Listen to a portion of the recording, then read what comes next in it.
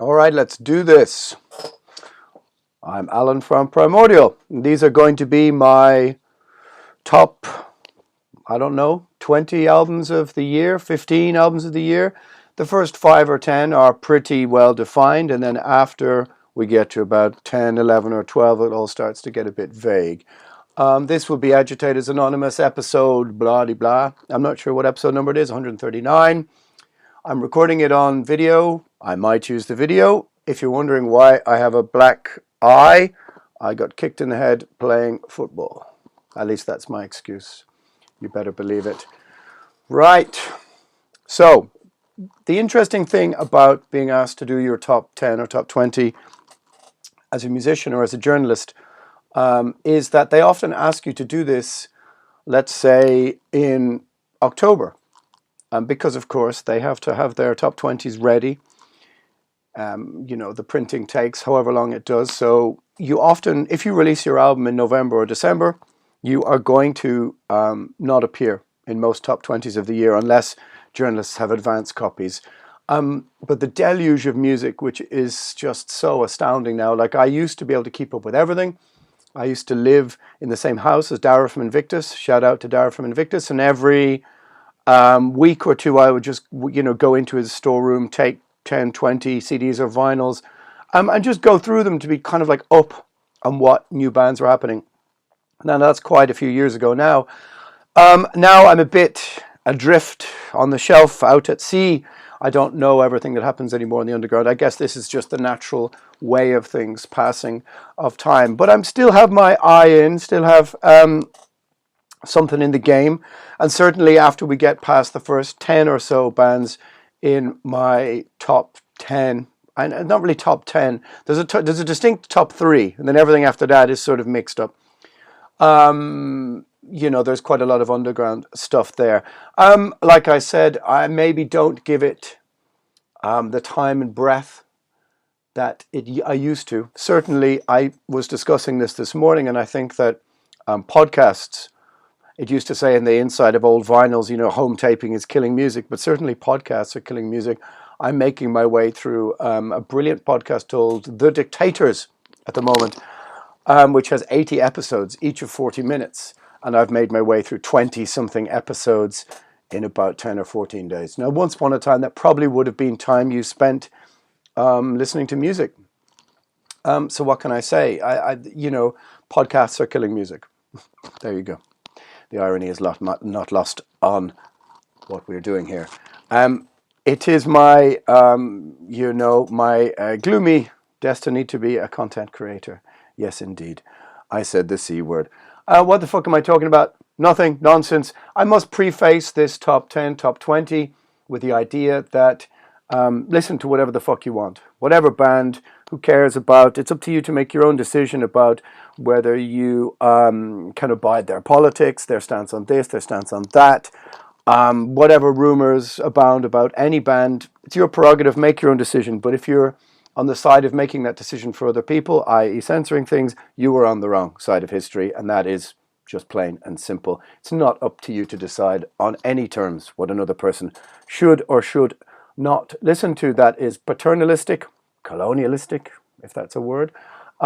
It is just incorrect, and you are on the side of some very malignant forces throughout the last 100 or 200 years that wish to decide for other people what they can and cannot hear. So this is this is just my top 20.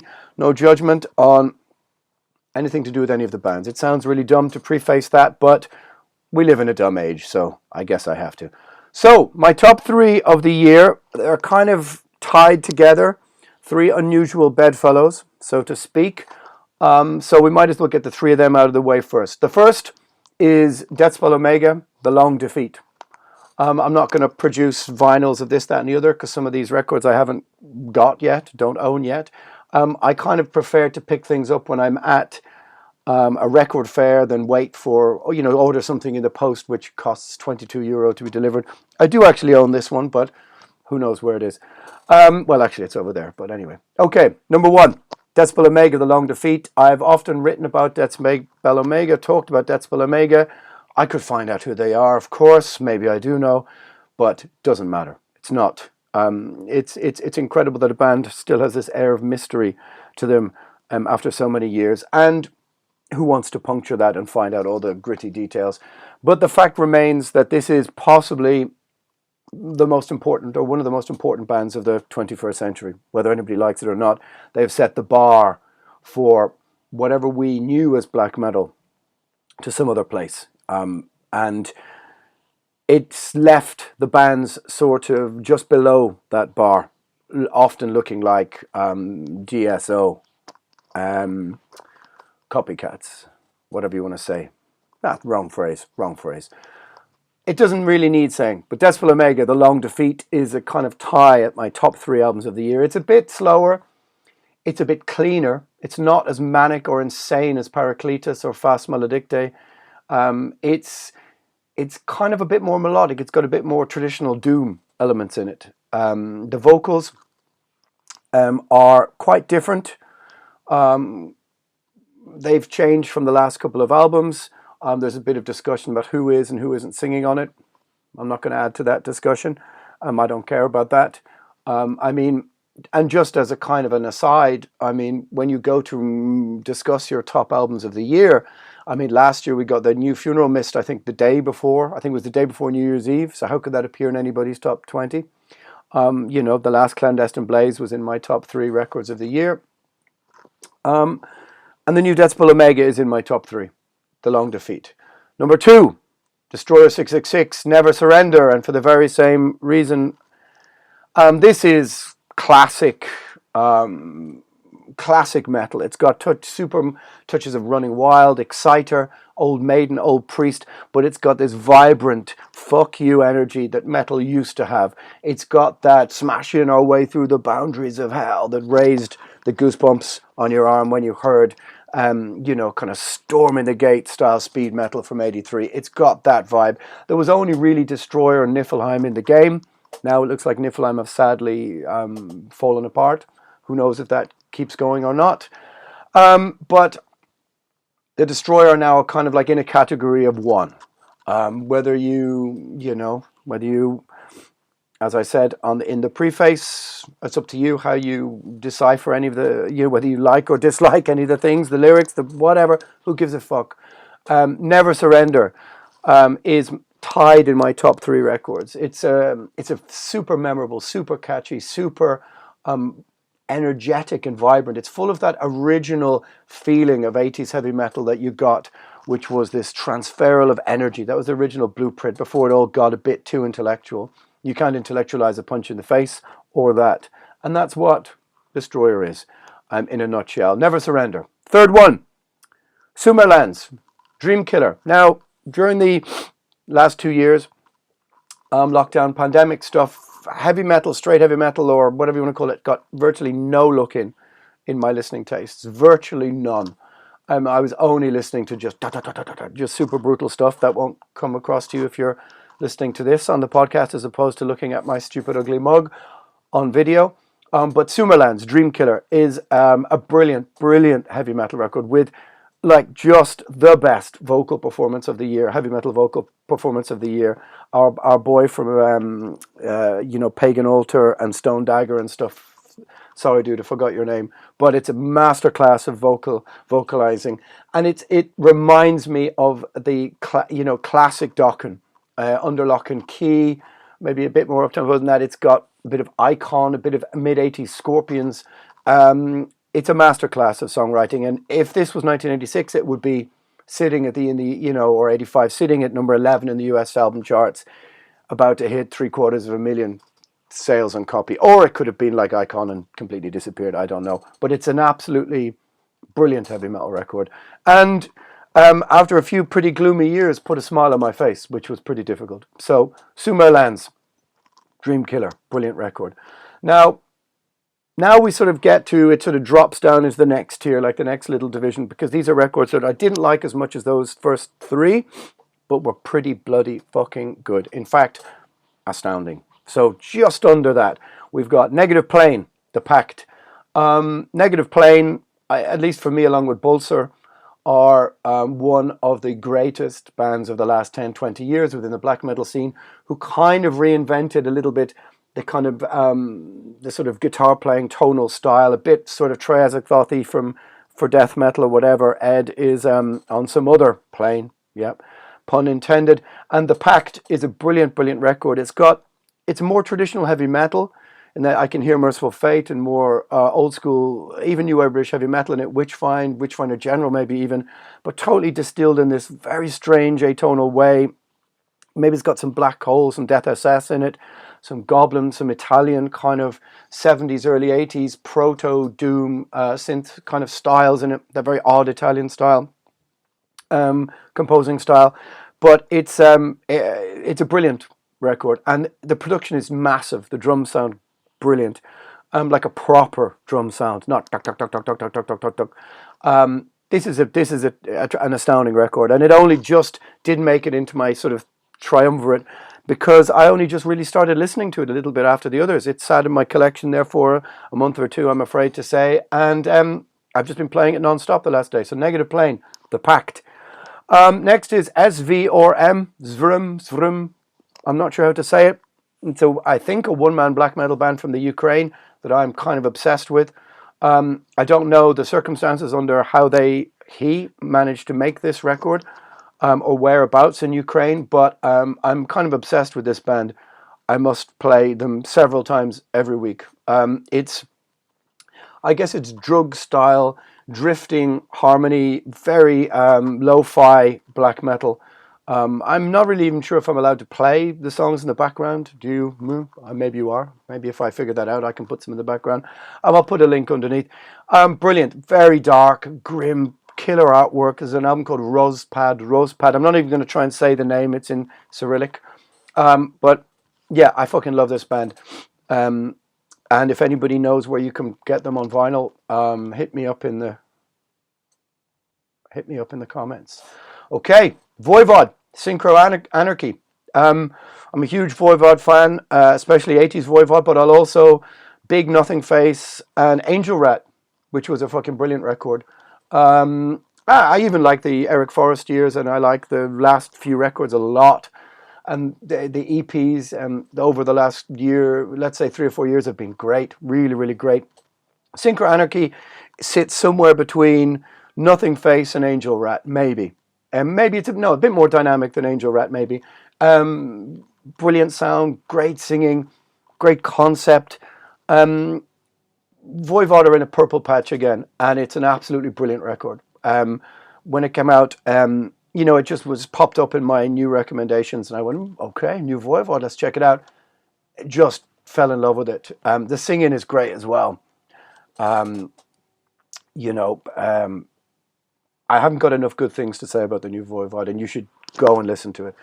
Next up, Immolation, Act of God. I feel like I'd only just got my head around Atonement, and then we got another one, Act of God, and I think that's kind of what's happened lately, is that I felt similar to the new Dark Throne, which I didn't really connect with at all, in that I felt like I'd only just got used to the last one, or got my head around listening 4 or 5 times. The last one, there's another one. I guess that's the nature of things. It seemed like only 2 months ago somebody was asking me for my top 20 of whatever year it was last year, 1973 or whatever. And I couldn't even think properly. However, Immolation is arguably the greatest death metal band of all time. I'm not saying they've released the best albums of all time, but they never let me down. The low point maybe is Harnessing Ruin, but it's still a fucking good record. And they're still killer live. I do wish maybe an Act of God a little bit less click on the bass drums, a little bit more gnarl in the bass, and a little bit of a slightly different vocal treatment, but that's really nitpicking. It could have been the New Incantation, but I just haven't absorbed the New Incantation yet. Another band I fucking love dearly. But New Immolation, Act of God. Next, Autopsy, Morbidity, Triumphant. I've really liked some of the last few Autopsy records, and I mean, Mental Funeral is top 3 death metal albums of all time for me, along with Deicide, and Altars of Madness. It's like the holy trinity of death metal. The new one. The artwork is killer. Whoever the fuck done the artwork, whoever's created that, it's fucking awesome. It's a dark fucking record. Autopsy again having a new lease of life after a 30-odd year career. It sounds great. Ryford sounds killer. it sounds a bit more open. The drums are a bit more dynamism between the drums and bass. It's just a great fucking death metal record. It's a really, really fucking good death metal record. Now we get down to a kind of, I'm going to start randomly mentioning things. This is not a top 20, although those ones at the top there were kind of, are very obviously at the top. The new MISPYRMING album, Med Hamri, I'll mention at this point.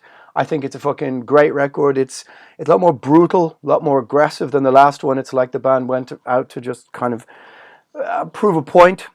And I think it's a big step back towards a very brutal Icelandic black metal sound. I've got to say it's been on my other rotation with Negative playing back and forward this past while.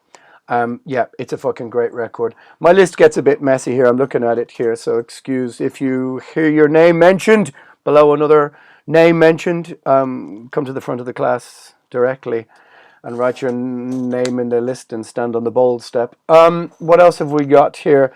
Satan, Earth Infernal.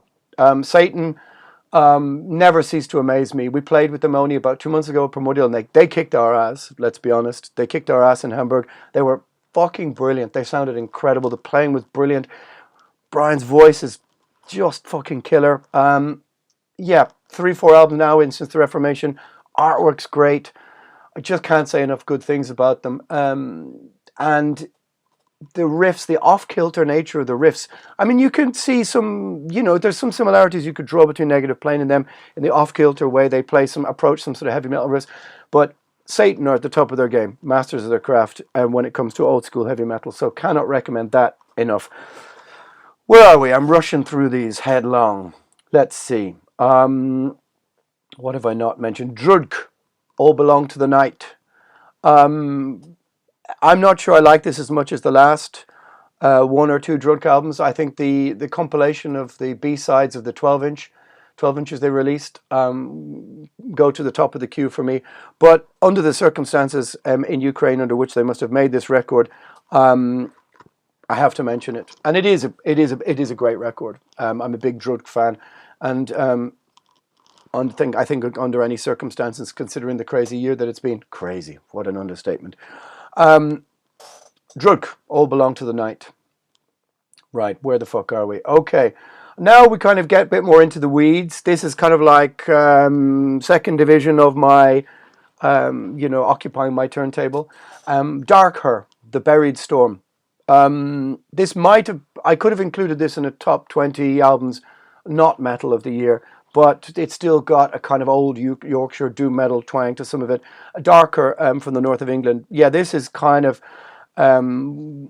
wistful, romantic, dark, sort of obscure, female-fronted, incredible vocal. I don't know what to describe it. It's very ethereal. It's very dark stuff. And yeah, it deserves a place in my top 20. Oddly enough, it sits right beside Deathhammer, Electric Warfare. I'd like to see that tour, Darkher and Deathhammer. Deathhammer, yeah, they're one of the few bands who seem to get the speed metal balance right. It's not thrash metal, really. It's the inheritors of Obsessed by Cruelty and that kind of stuff.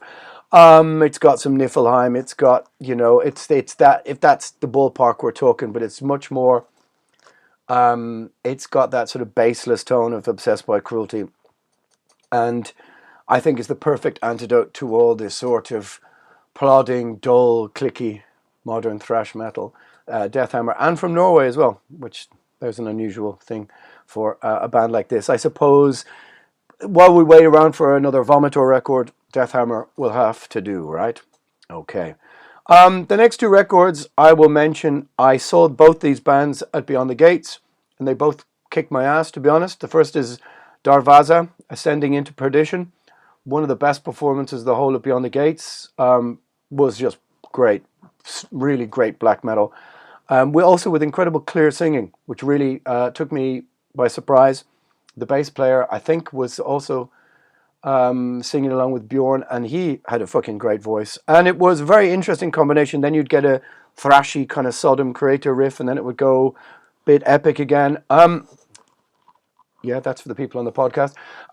Yeah, excellent record. And for me, it sits along with Misotheist for the Glory of Our Redeemer, which I really enjoyed as well. This is a sort of, again, Deathspell Omega kind of vibe, dark, religious, orthodox black metal.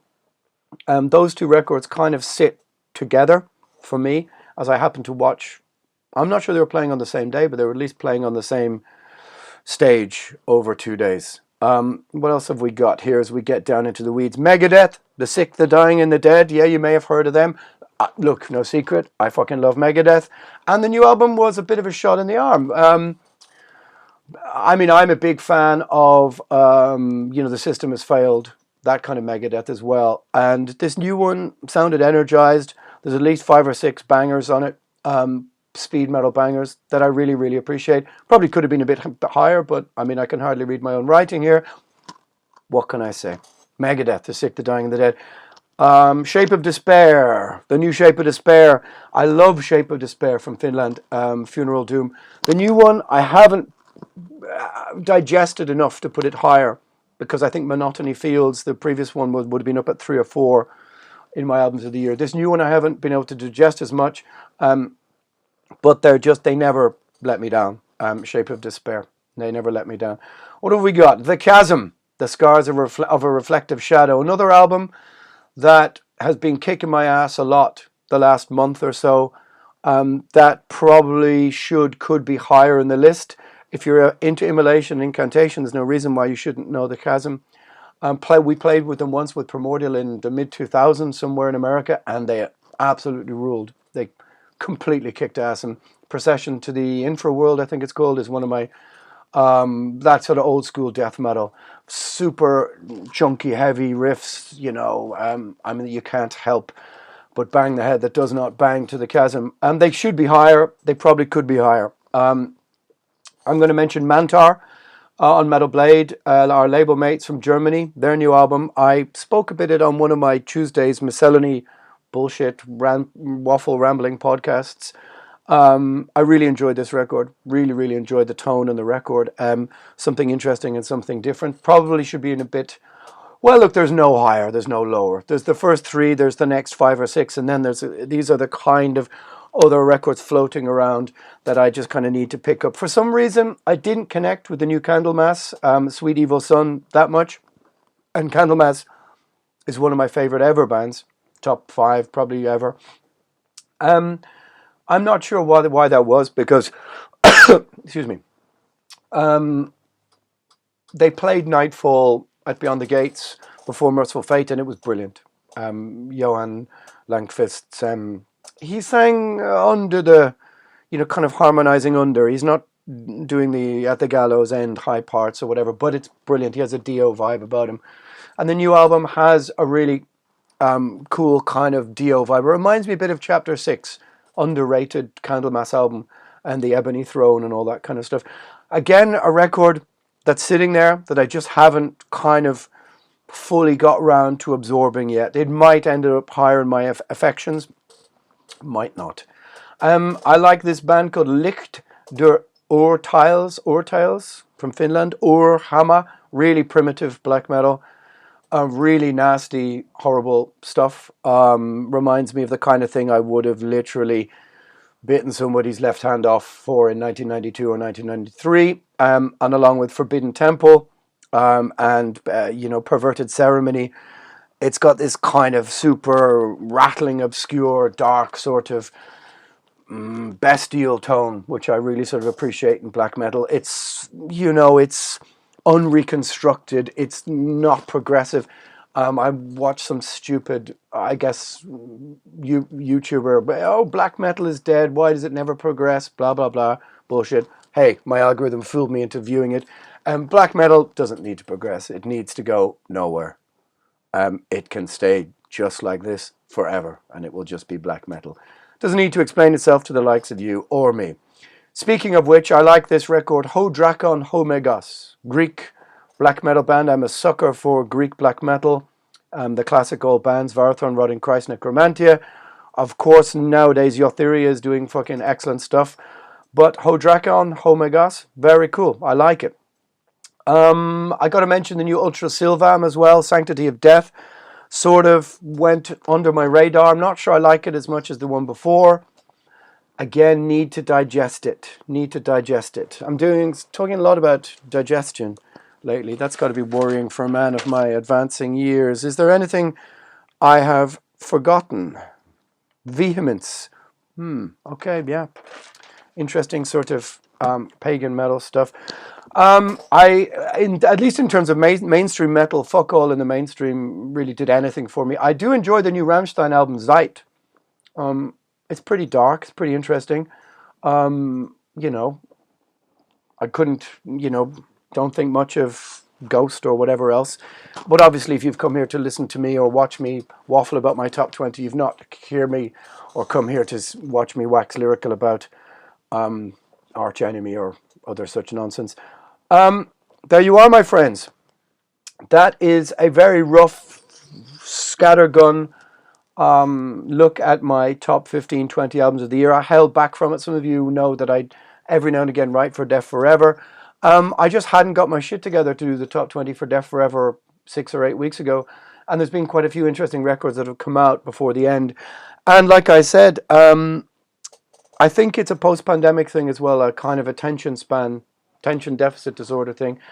That and the podcast and various other things, it feels like sometimes you don't get to grips with a year properly and take a big bite out of what's been released. But for the last month or two, I've been trying to amend that mistake and turn off some of the needless podcasts about, I don't know, rubbish or whatever, and turn back on to the music.